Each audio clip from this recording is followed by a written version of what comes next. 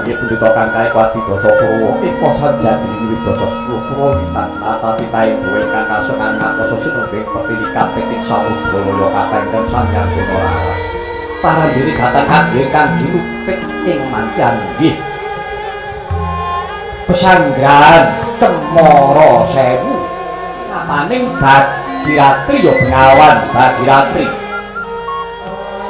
Lah sinten to wau ingkang sanggrah Sanggrahan Cemara Sewu anake punika kawanganipun Narendra Mandura Sang Prabu Baladewa ya Barama ya Sang Kakrasana Kusuma Warikita ya Wasadara.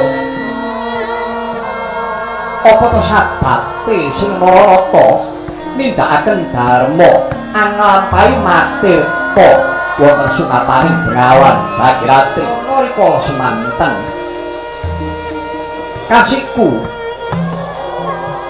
denira namani wujuding bumi kalanira lampahan Kresna gunggah Baladewa tanding kiyasa karo Sang Werkudara namake senjata nenggala dumawah ing Siti Bengkah anegaraken dahana lirat satemah Prabu Baladewa kini nglating bumi kini nglampahi tapa matirta tekse kungkung wonten Sunapaning Bengawan Bagiratri.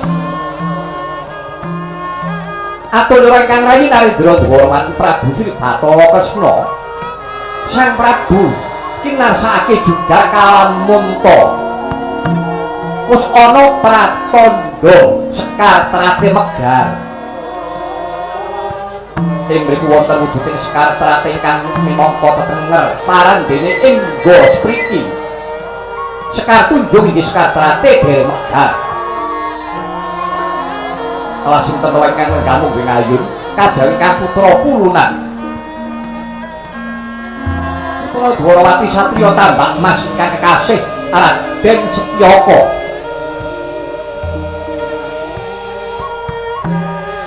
Rinten dalamung tansah netepi masjid mestuti sadaya ingkang wong mandura Sang Prabu Baladewa teka kaya mangkana panguritan wadya kang dereng kanu kita.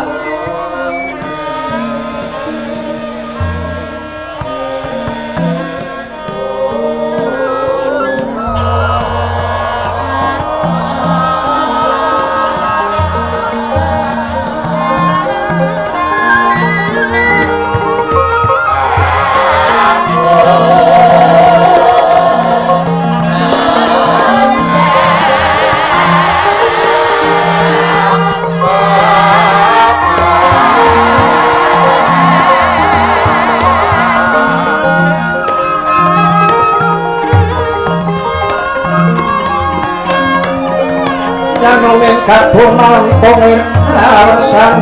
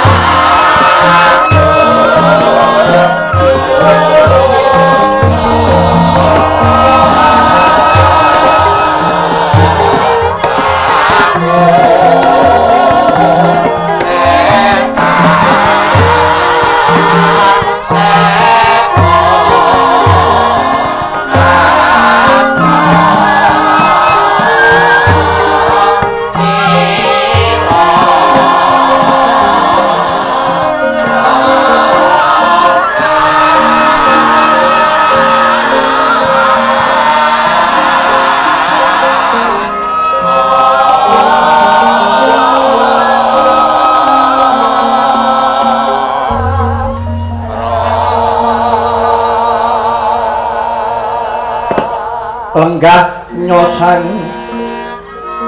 Rama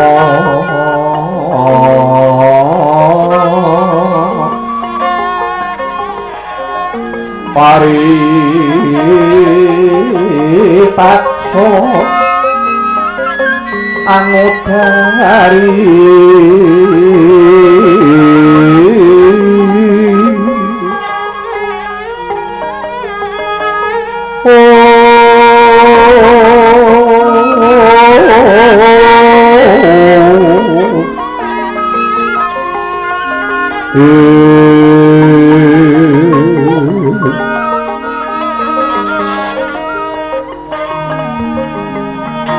Wreseta kang pandhet kangsa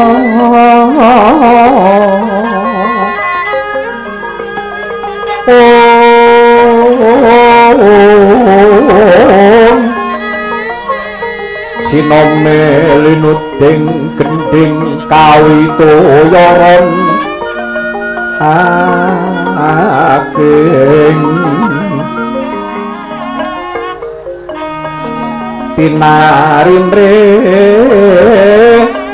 arasipun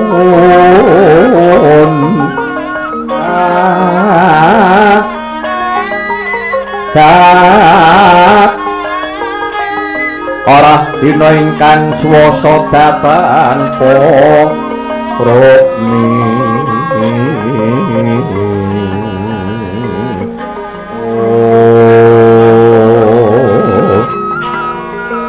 apamangun sinden sendon kang prayoga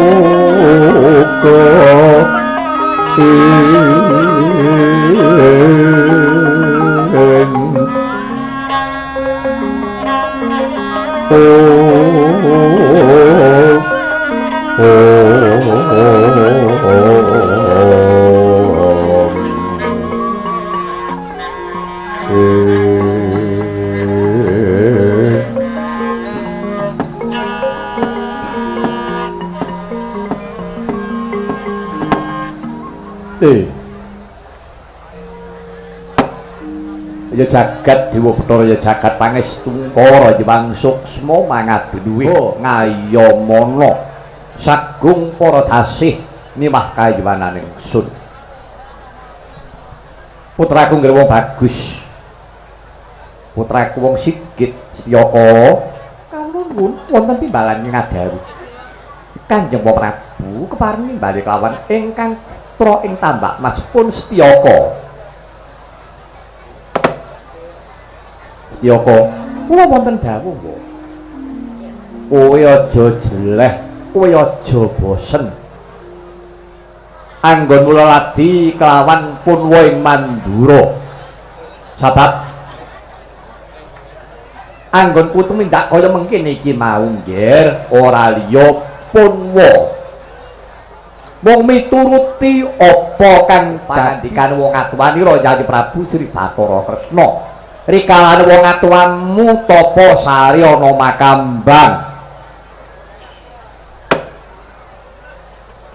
Duk samono punwa lagi kleru tampa lawan pamanmu Jodipati Yayi Werkudara tak tibani nenggala dheweke ndo nenggala temancep eneng bumi tetokake geni weliran diwasaku sumbar petak macia-cia tuku pamer ampuhe pusaka jebul ingsun luput Setyaka bumi mau tekse wis dadi bumi cengkar ora kena dialap ditandurana ora bakal tukul tekse Punwa Mandura kesiku dening dewaning bumi mula wanti-wanti dawuh pengendikane ingkang Rama Yayi Prabu Sri Bathara Kresna aku kadhawuhan nglakoni ya kuwi matirta yen basane prayagung luhur yen basane kawula cilik diarani kungkum sebab rikala semana sing nuwuhake geni weliran kuwi panjenengane bisa kudu disirek nganggo banyu jebul ora mung banyu lumrah jebul banyu ning kesabaran wah Baladewa kok bodho mentoyaku ya ya apa Mongko rikala semana dawuh pengendikan ingkang Rama.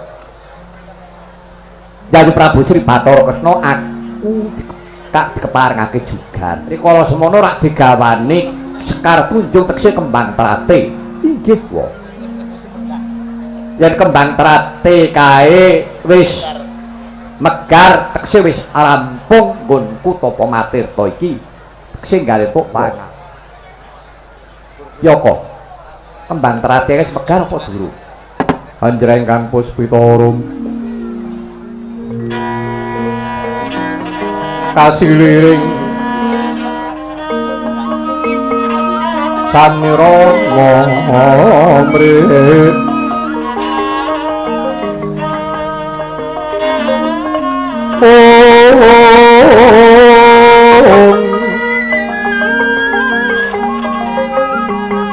Sekar Gaduh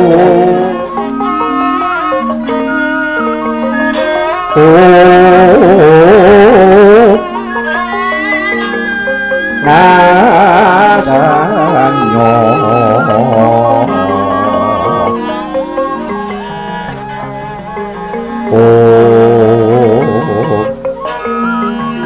Malararas Aranandriyo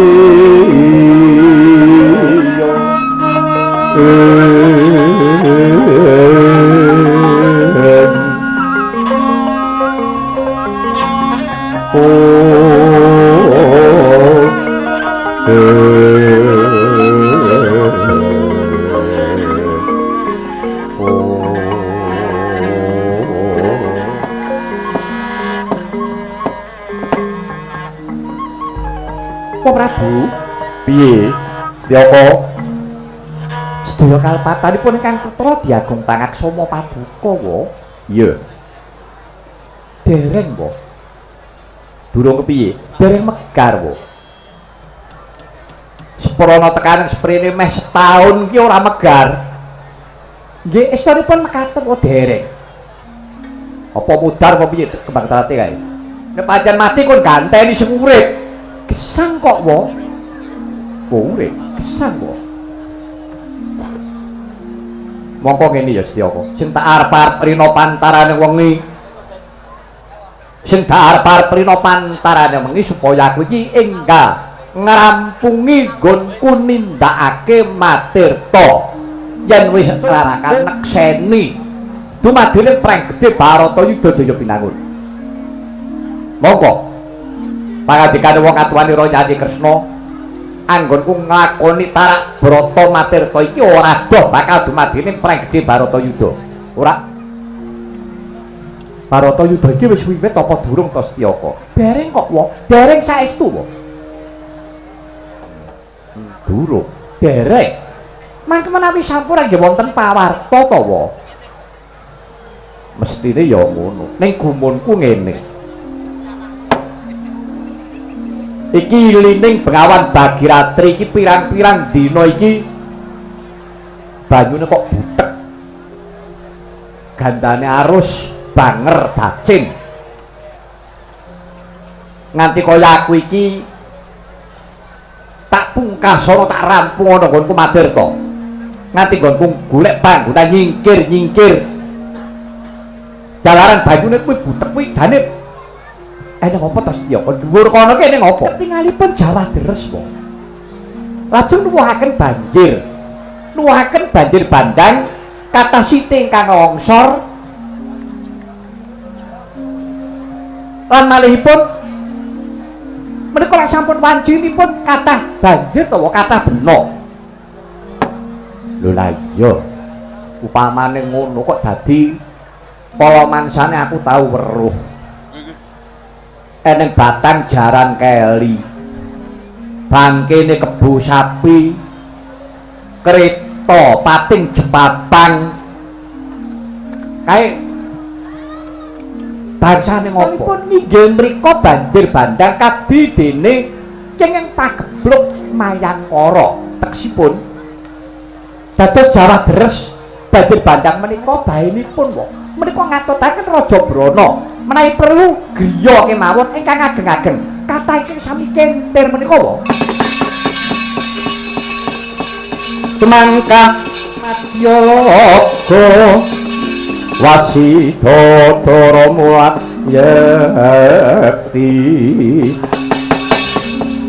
marang tandang kritanipun Detya Surati mantra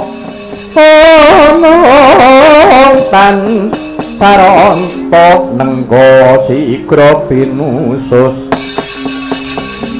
tumanteping jajanira Surati mantra nemasi kacarita yektine tuwuh tandha pitaken jroning penggalih lan midhanget atur ingkang putra Raden Setyaka kedadak sarung praptane ingkang abing padian Patih Praguta Prapta Kagiat ora kasar aduh jinuwun kula ingkang sowan to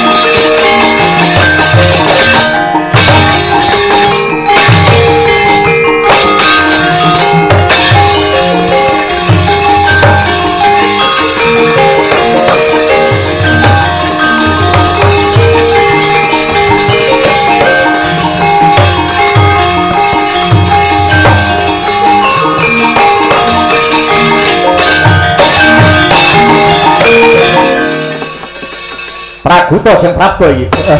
Inggih, kula ingkang sowan. Padha becik sak tekamu Praguta. Nggih, awis saking berkah pangestu dalem ingkang sinuwun. Raja pisuwan kula pangabekti kula katur lho. Yo. Pangabektimu tak topan dadekake supa marwataning tiasing sun. Kajaba saka kuwi. Praguta, kula wonten dawuh lho. Sira rikala semana tautus ngreksa katentremaning negara Mandura. Lah kok malah dina iki kowe sowan marang negara, marang ngarsaning sun, negara Mandura mbok tinggalake. Apa kira-kira Mandura ana kedadian sing elok-eloki? Negari Mandura ayem tentrem tanpa pambengan. Dipun kula sowan ngersa paduka ingkang sinuwun. Wonten sungapaning Benawi Bagiratri, wonten sanggrahan Cemara Sewu menika lho. Oh mengkono. Iya. Ngaturake perkara karajane negara Mandura. Nggih. Negari Mandura mboten wonten menapa-menapa ayem tentrem. Ngono Prabu. Nggih. Ingkang mboten ayem menika Tegal Kurusetra. Lho. Tegal Kurusetra. Nggih. Tegal Kurusetra piye? Enak apa? Lho, paduka menika dados pundi ta sinuwun? Wah. Dan keri gawe menika. Keri gawe piye? Keri gawe piye? Iki matur sing cetha drongak-drongok. Aja bingung rasaku. Kepriye? Walah. Hidur. Dinten menika rak sampun kelampahan. Dinten menika sampun kelampahan Barata Yudha Jaya binangun wonten madyan Tegal Kurusetra. Lho.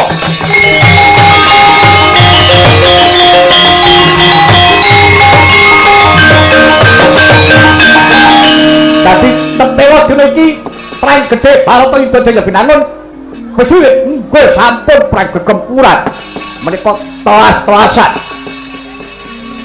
enten-enten nggih entung-entungan sing tak nggih menika para kadang Sata Prawa tumpes tapis tanpa tabet menika ngantos ratunipun Prabu Duryudana kemawon boten menika dhateng pundi pura kapur sinuwun sampun kedrawasan dinten menika sinuwun apa mati